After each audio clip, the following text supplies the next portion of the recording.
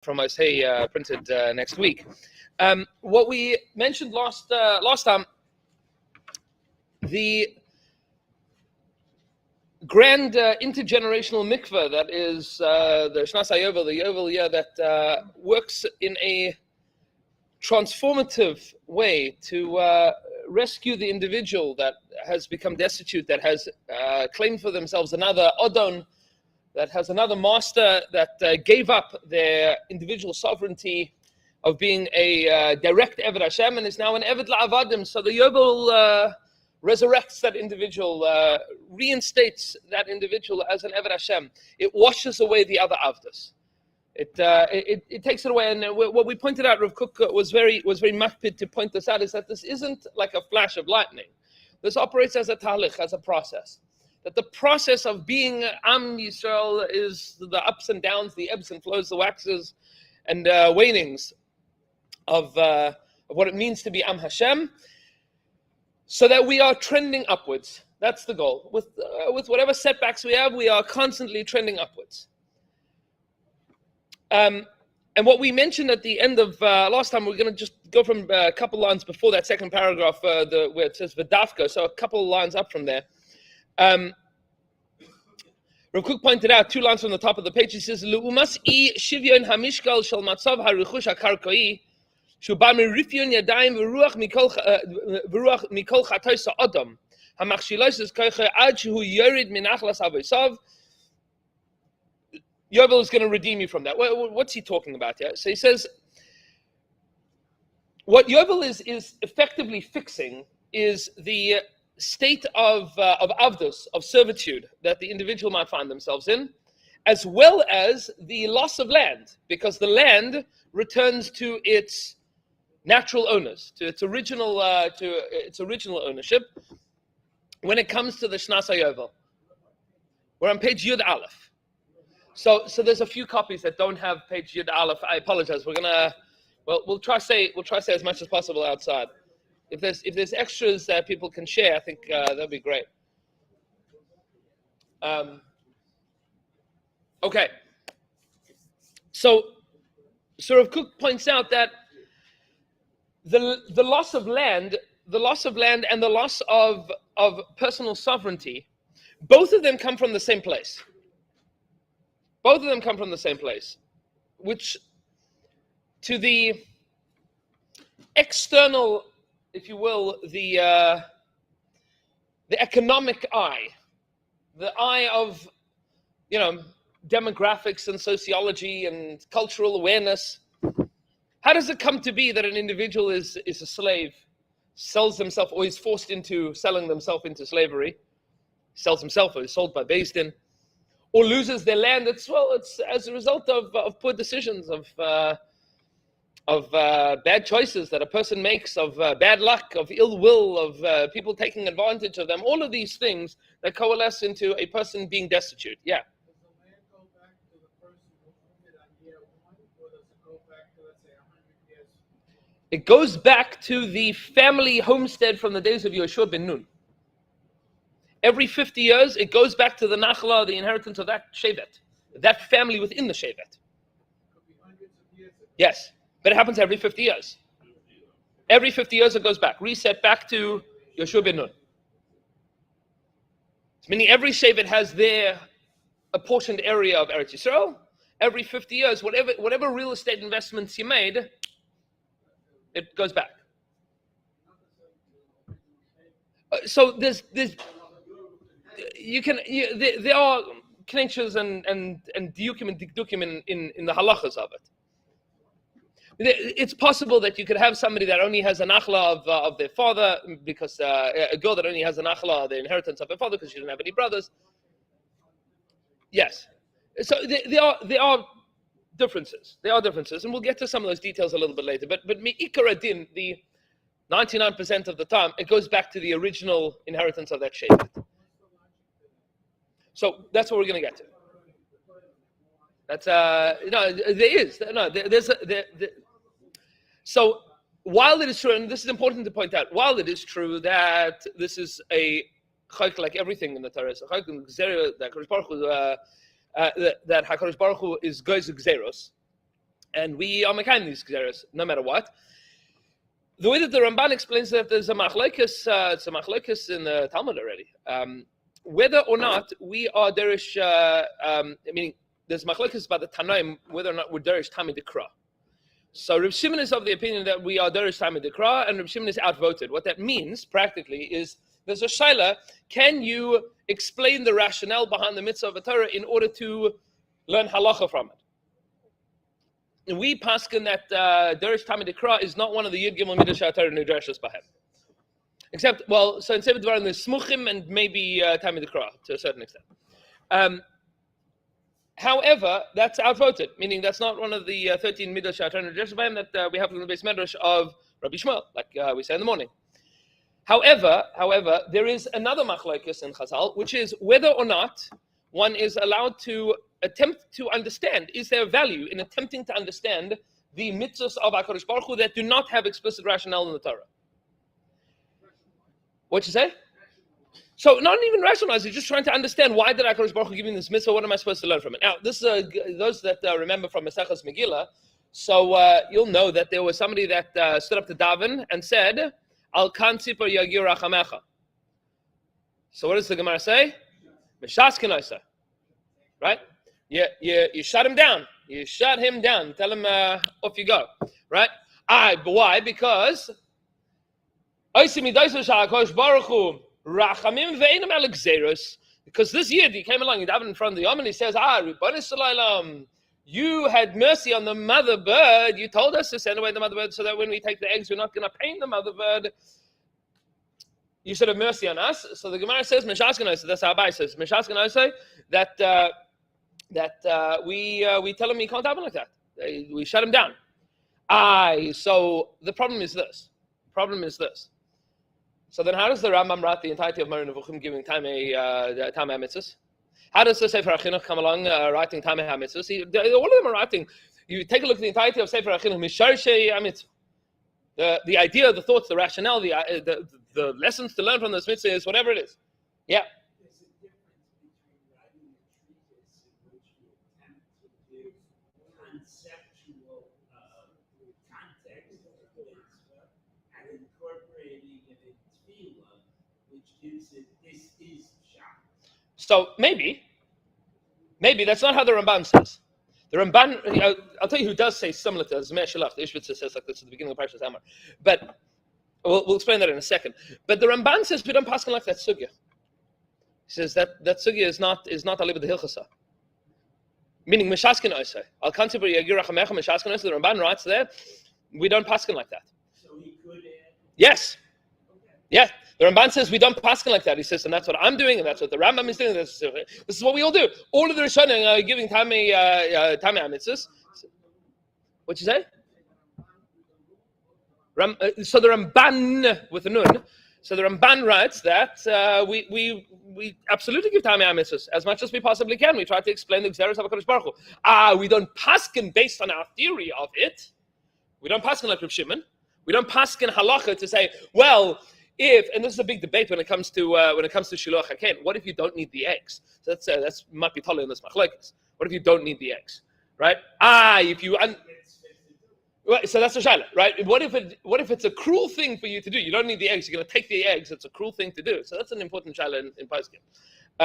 That obviously enough for now, but that we attempt as much as possible to understand why HaKadosh Baruch Hu gave us particular mitzvahs. We absolutely have to. We are not going to be audacious enough to say, and therefore we're going to change the din based on our understanding, because maybe we're wrong. Now, to that point, the Meir Shalach is miyasha the kasha of the Ramban in a different way. He says, no, we could still paskin like that sugya. He doesn't reference the Ramban directly, but we could still paskin like that sugya, but only in tefillah.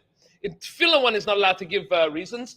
And he says it's not because of a definite or a not definite, a suffix or a vada. What he says is that because the avodah of tefillah and the avodah of Talmud Torah are diametrically opposed avodas.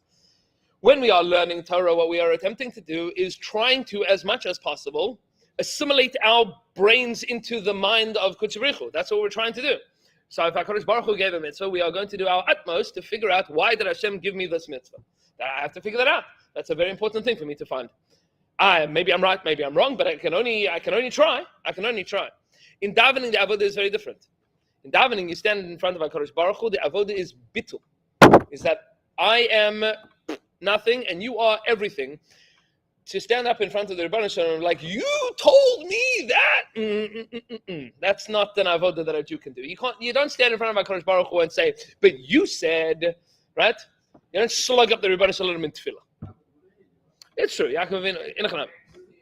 So there's kashas to ask on that.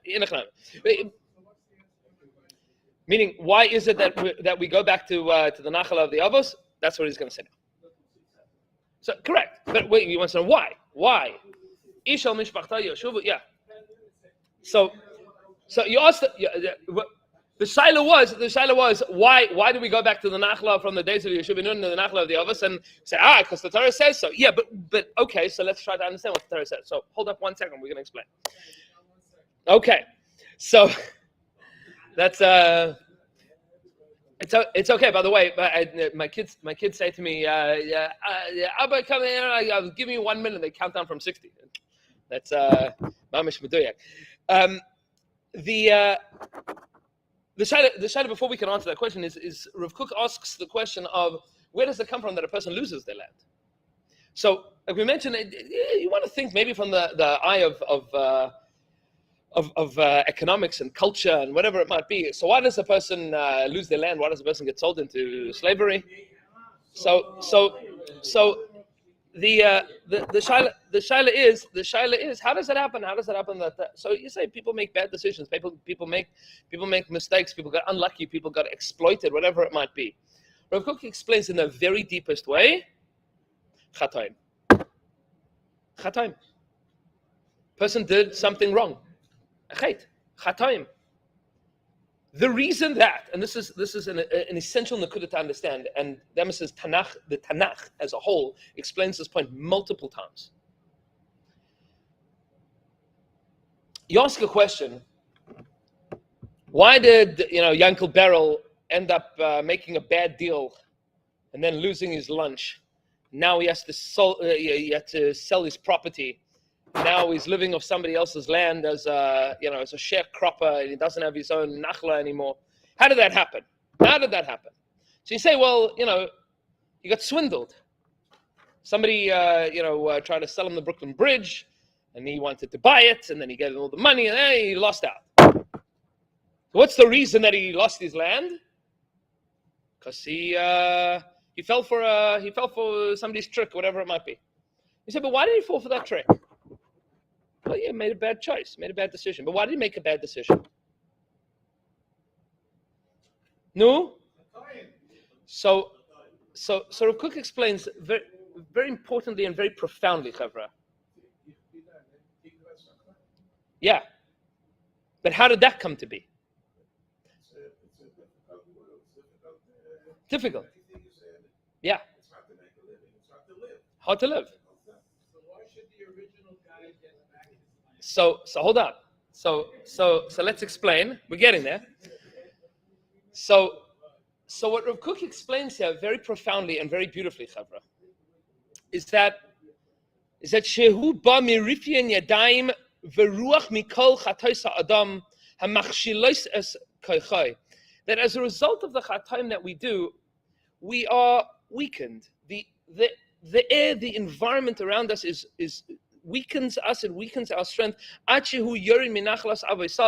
we end up making bad choices. We end up making bad decisions. We end up making bad deals. Why? Because we are not thinking in a way that is connected to the Ribbon Shalom. We're not thinking, and I'll say this in a clear English way, we're not thinking in an optimized fashion. The way that we are thinking is muddy. It's confusing. Now you're looking at me and saying, I don't know what this guy's talking about. So let me explain. This is essential to understand. We're going to get there, those that have been listening into the Sefer Yoshua Shurim, so we're going to get there in like 2 or 3 weeks' time. But I'll give one mashal from Chazal, meaning from the Psukim, the way the Chazal understand. The Tanakh tells us that Yeshua enters into Eretz Yisrael, conquers the city of Yericho, And then after the city of Yericho, they go to conquer which city? Ha'ai. They go to conquer the city of Ha'ai. Okay. What happens in the city of Ha'ai? They lost the battle. They lost the battle. Now, if you look carefully at the psukim, why did they lose the battle? Because there was a guy that took from the Cherem, right? Yoshua made a Cherem on all the possession, all the property of Ha'ai, right? And there was a dude that came along, Achan, came along and took some of the stuff. So the Tanakh tells us that that's why they lost the battle, correct? Incorrect. That is a wonderful message from like elementary school children. But the Tanakh does not make that point.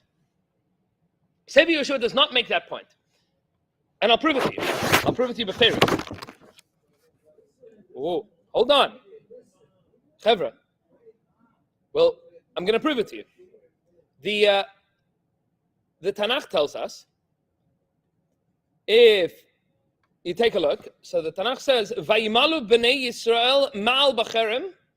This is the 7th parak of Yehoshua, that somebody took something wrong. Vayikach Achan ben Karmi ben Zavdi ben Zarach lamata Yehuda min acherem vayichra af Hashem b'nei Yisrael. There was a Jew by the name of Achan from Shevet Yehuda. He took from the spoils, and Hashem was upset. End of pasuk. Now, the next pasuk that Yehoshua sends from Yericho to Ai. Now, Yehoshua doesn't know about this yet. Yehoshua sends people to the city of Ha'ai, and he says to them, tell me how to fight the war. I'm sending people to tell me how to fight this war. Vayashuv el Yehoshua, they came back to Yehoshua, vayomru elav, they said to him, what did they say? Al yal kol ha'am, don't take the whole army. Ka'alpayim ish, or k'shloishes alafim ish, take 2,000, take 3,000 people. It's all that you need. Yalu v'yaku es ha'ai, they're going to strike out against Ha'ai. That's all that we need to do. Al tiagat shama es kol ha'am kimatema. Don't worry about exhausting the whole army. There's just a few people to fight. It's just a few people. How many people are going? 2,000, 3,000 people. So Yehoshua sends 3,000 people, and they lose the battle.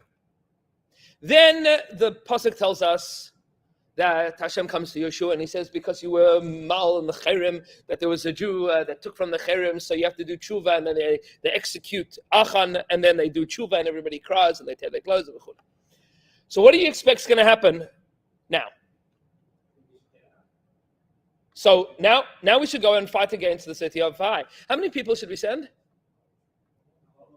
Ooh. So this is interesting.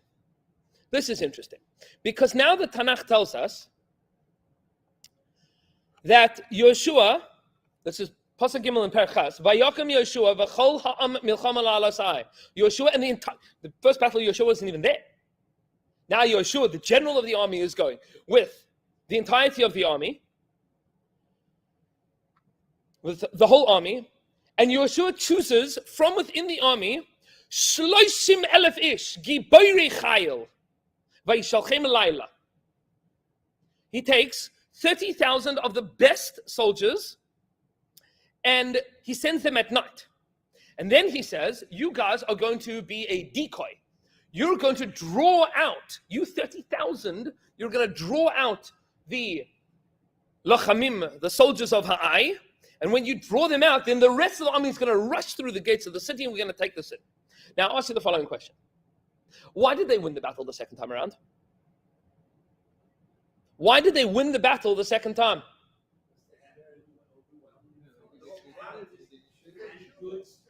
Strategy, nighttime, the cover of dark, 30,000 of Sayeret Matkal, right? So here's the kasha. Here's the kasha that you have to ask. If HaKadosh Baruch Hu is fighting the war for them, so then send the same 2,000. Right? And if Hashem is not fighting the war, so then how come you lost the first time around? Elamai. So hold up. Why did they lose the war the first time around? Because of the Chet. What did the Chet cause?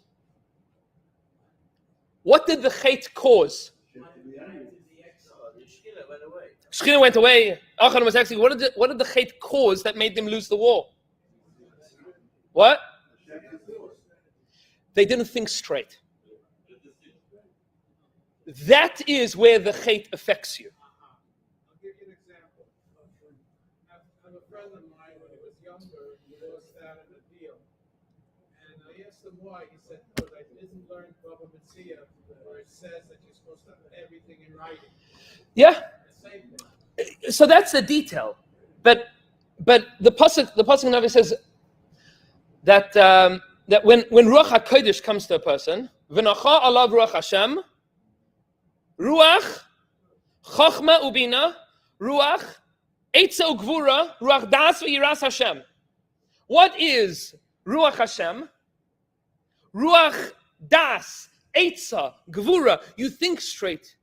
You analyze the situation appropriately. Chavra, this is the depth of the message of Tanakh Bigadol in conquering Eretz Yisrael. This is the profundity of what Rav Kook is telling us here. Why is it that the guy lost his land? Why is it that he was sold as an Eved?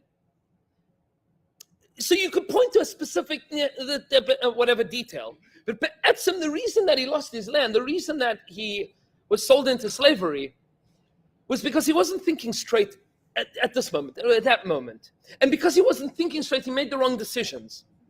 What Rav Kook is explaining here, my dear friends, is that the way that we interact with and engage with HaKadosh Baruch Hu profoundly affects the way that we think, and the way that we think profoundly affects the things that we do, and the things that we do affect the situation that we're in. The last guy who bought the land lost it because it came up No. 50 years. No. Because He didn't lose the land. He leased it for 2 years.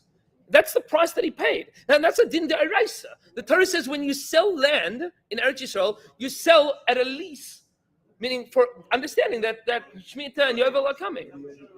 Right. Correct.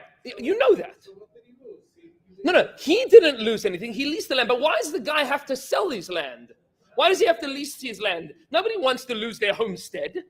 Nobody wants to lose out on living on that and growing their own grain and harvesting their own field. So he sold 7 times. during the- 100%. And those people could have Correct. And all, made a lot of money. maybe. And that's the economy. And the economy runs appropriately. But why is it that a guy ends up destitute, broken and lost? So that's because he made decisions that weren't in accordance with Ratzon Hashem. Yeah. We may argue that the land is worth $5,000 a year, and somebody offered you $12,000 for 2 years, so that's a good deal. But if you go become an Eved, and then you choose to remain an Eved, and you didn't go free after that, Correct. Correct. So you don't have to go to the land. The land is separate. So Rav Kook is speaking about this Nakuda of the land. He's speaking about the Nakuda of the land. Why is it that a person ends up in destitute situations?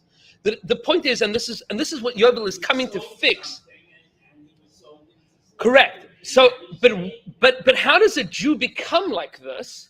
So a Jew becomes like this. It's not. This is the Nakuda here. Is that it's not a result of a moment of bad luck. It's because people aren't thinking in accordance with Ratzon Hashem. If you would live in the way of Ratzon Hashem, so then it would work itself out. Now, this point Rav Nachman makes in Tinyana. Rav Nachman writes, and this is it doesn't write. Rav Nosson writes from Rav Nachman's Torah. It's always good to be medayik.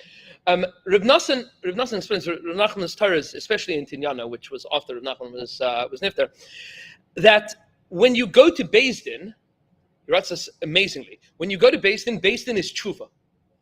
Going to Beis Din is tshuva. How's Beis Din tshuva? So he says like this. If I go into a partnership with you on a particular business deal, so we make certain stipulations and certain agreements, and then something goes wrong. And I say that it's your fault, and you say that it's my fault, and I say that the reason that we lost money is because paying me back is because you're doing something inappropriate, and you tell me that it's because I'm doing something inappropriate. So Nachman says, so what happens? You come in front of the Beis Din, and what does the Beis Din do? It rolls back the clock and says, what should you have done? What should you have done? If you were thinking in accordance with Ratzon Hashem at every turn, at every twist, you wouldn't be here now. If both parties were thinking in accordance with what's the din, where's the din in Bava Metzia, what's the halacha supposed to be, what is the correct thing to do, but what happens is people are lazy. People don't want to think in accordance with Ratzon Hashem. Yeah, I'm going to make a quick buck and this is going to be fun. One of the Dayan of the based in America told me that the worst and the most horrific cases that he sees are between brothers and brothers-in-law and in-laws and cousins and neighbors and best friends. Why? Because everybody's like, he's going to do a tova for me, it's going to be okay. And then people aren't thinking in accordance with the Ratzon Hashem. So when you go to Beis Din, and the Beis Din then takes you back, what could you have done? What should you have done? That's tshuva. And in a very deep and profound way, that is the process, my dear friends, of what Yovel does on a national intergenerational level. It rolls back the clock and says, okay, let's take you back to where you could have been, to where you should have been, to where this started from. And this is a transformative and transcendent tahalich. It's a process that ends with the Jew that made terrible mistakes in his life being restored back, the hard reset, being restored back to where and who they need to be. And therefore, Rav Kook writes as follows. This is the second paragraph on page Yud Aleph. He says, "V'davka b'sufa mele'ah chaim k'may elu, misremem ha'uma l'irchos es chayeha im chayei adam bichlalo al yidei emtzausam shel ishim yechidim hagerim ha'toshavim ha'umdim bichlalosom b'soich enoshus ha'kalkalis u'margishim b'kirbam gam ken yachas miyuchad shel netiyasa ha'ra'ananos v'shifosah ha'ruchaniyah shel ha'uma." He says, this entire experience is best captured by the experience of the Ger Toshav. Ger Toshav. What does the Ger Toshav have to do with this? So Ger Toshav has a unique din that connects the Ger Toshav to Yovel. What is a Ger Toshav, firstly?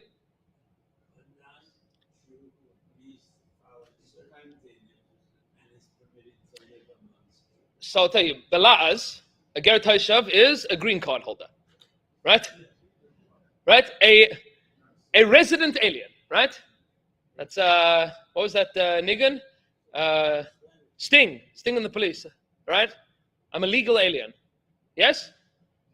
I'm an Englishman in New York. You know the niggin? Yeah, whatever. Sting in the band, Sting in the police, right? I'm a legal alien. I'm an Englishman in New York, whatever. Okay, don't worry. They're different Maramakomas. A Ger Toshav is a legal alien. He's a legal alien. He's a green card holder. What's the din of a Ger Toshav? So he has the rights to own land in Eretz Yisrael. He has the rights to own land in Eretz Yisrael. So he says, the din is, it says, v'davka az mis kaneses ba hat kifus hapnimis lidchok es hachelek hasigi shebeatzma kedei sheyair yofe hamaor haklali hamavhik. Ein eved ivri noeg veloy ger toshav noeg ela bizman sha'yovel noeg. Says Rav Kook, it is only when there is a yovel that you can have the din of eved ivri and you can have the din of ger toshav. It is only as a result of yovel. Why? So eved ivri we've explained. You cannot have an eved ivri that never has the possibility, meaning with a hole in his ear, that can never go free. So you're not allowed to become an eved ivri unless there is the possibility of rejuvenation, of becoming free once again.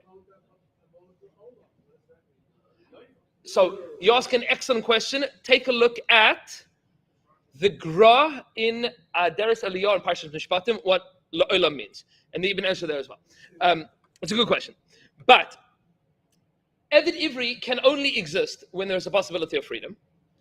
And Ger Toshav, what's a Ger Toshav? A Ger Toshav is a Nachri that is Mekayim the Sheva Mitzvos B'nei Noach, that is allowed to be included in Jewish society.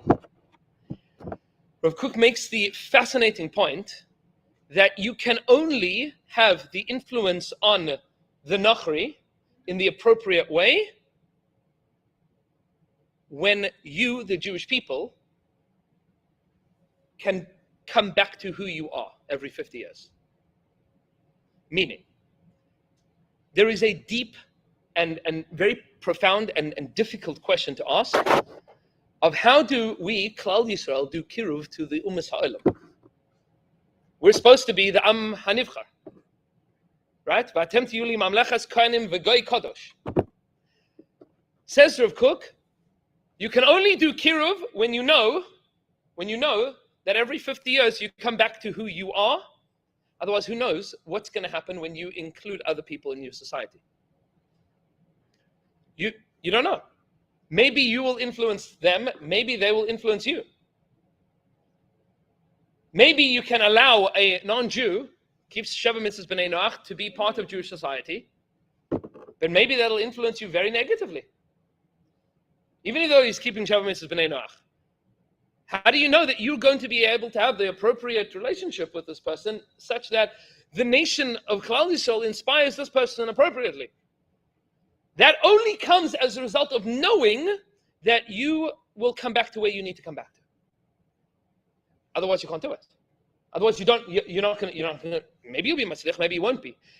What he's explaining here essentially is that Klal Yisrael's responsibility to the rest of the world can only come when Klal Yisrael knows what Klal Yisrael is doing, and we have a built-in mechanism to return to who we need to be. What is who we need to be? Is every Jew living in their right place, in their right space, in the right frame of mind in Eretz Yisrael? Well, then you can have a neighbor that's an Achri that is living in part of your society. Because then you uplift the whole world. That's the goal. The goal is to lift up the entirety of humanity. But you can only do it when you know that it's not going to destroy Klal Yisrael. Otherwise, you're being invaded. Otherwise, it could be a non-hostile takeover over months and years and decades and generations. You end up with a Klal Yisrael that is no longer a Klal Yisrael. By the way, in a very, very deep way, this was the great challenge of Chanukah, because Galus Yovan is the only Galus that we experienced in Eretz Yisrael. We were under sovereignty of Yovan without ever being kicked out of Eretz Yisrael. There is the concept of Galus inside of Eretz Yisrael. That's a possibility. You can have Galus inside of Eretz Yisrael. That Nekuda the Ramban makes at the beginning of Sefer Shmos, that there are in-between stages between Galus and Geula. Now, just finishing off this line here, he writes, Kol eile yachad im yachad hem simanei chaim elyonim shetzricha legalosom umazu shemusar leumi eloiki kaze chai b'kiba v'nochen hu lefanei b'yosa mivuna b'chol tachsisa berum iluya hamdini shekol yoshvei aleh. All of this is expressed when the entirety of the Jewish people is there present in Eretz Yisrael, Kol Yoshvei Aleh, where the Jewish people are not fragmented and broken. It is through the coalescence of the totality of Klal Yisrael that we express and experience who we are supposed to be. And with the possibility of us always being able to return to who we need to be, that is when we are doing what we're supposed to be doing. He says, Leman yale biyodam tachsis his galus hakara shal hayoshar eliki, so that we can express the straightness, the justness of godliness.